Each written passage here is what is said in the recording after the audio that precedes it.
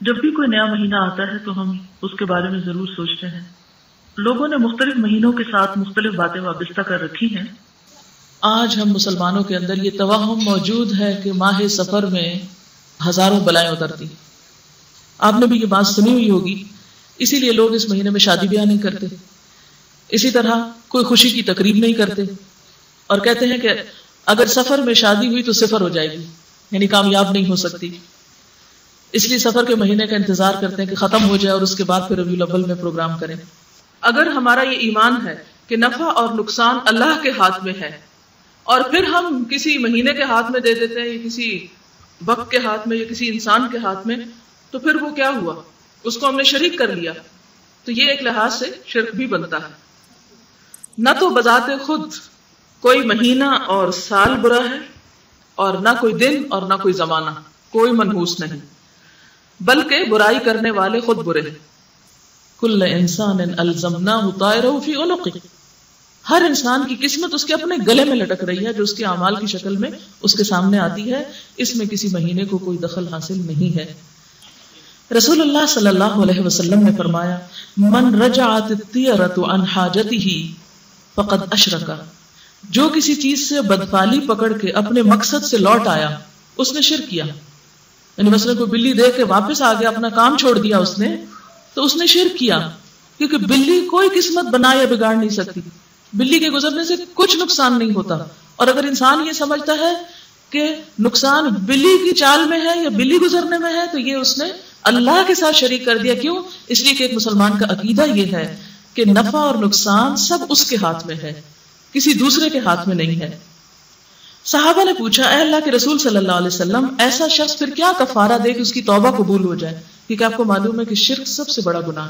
اللہ تعالیٰ سارے گناہ معاف کر دیں گے مگر شرک معاف نہیں ہوگا. تو صحابہ نے پوچھا کہ اگر ایسا کرنا شرک ہے تو شرک سے پھر کیسے ہم جان چھڑائیں؟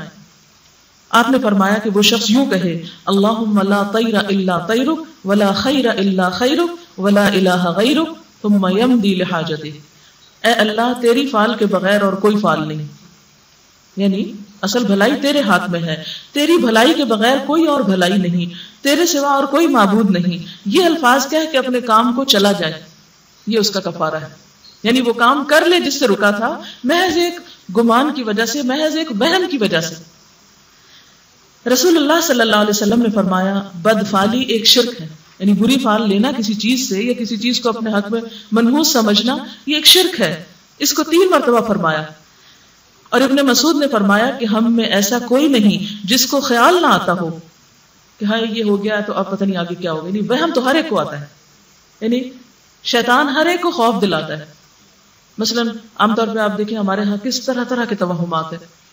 مثال کے طور پر کسی بچی کی شادی کے موقع پر اگر خدا نہ خاصہ گھر کا کوئی بزرگ فوت ہو جس کی موت کا دن پہلے سے لکھا ہوا تھا، اب وہ لڑکی خاندان والوں کے لیے منحوس قرار پاتی. اسی طرح بہت سی ایسی چیزیں ہیں. مثلا کسی شادی پر عموماً کسی بیوہ کو یا ایسی عورت جس کے بچے مر جائیں اس کو شریک نہیں ہونے دیتے کہ یہ نعوذ باللہ منحوس ہے، اس کے آنے سے یہ جس کی شادی ہو رہی ہے اس کے اوپر بھی اثر پڑے گا. کسی انسان کے اندر نحوست نہیں، نحوست باہر نہیں ہوتی، نحوست اپنے اندر ہوتی ہے. اللہ نے اگر ہمارے حق میں کچھ لکھ رکھا ہے تو وہ کوئی اس کو ٹال نہیں سکتا، اور اگر وہ ٹال دے تو کوئی اس کو ہمارے حق میں نقصان دے کر نہیں سکتا. پھر اسی طرح اس کا علاج کیا ہے؟ توکل، اللہ پہ بھروسہ. ابن مسعود کہتے ہیں کہ خیال تو آتے ہی ہیں، کوئی چیز ٹوٹ جاتی ہے، کچھ ہو جاتا ہے تو انسان فوراً سوچتا ہے کہ فلاں نے کیا، فلاں کی وجہ سے ہوا، فلاں میرے گھر میں آج آیا تھا، اس کا منحوس قدم پڑا تھا تو اس وجہ سے یہ میرا نقصان ہوا. تو یہ صرف وہم ہے، توہم ہے، سپرسٹیشنز میں سے ہے. اس کا علاج کیا؟ اللہ پہ بھروسہ اور توکل.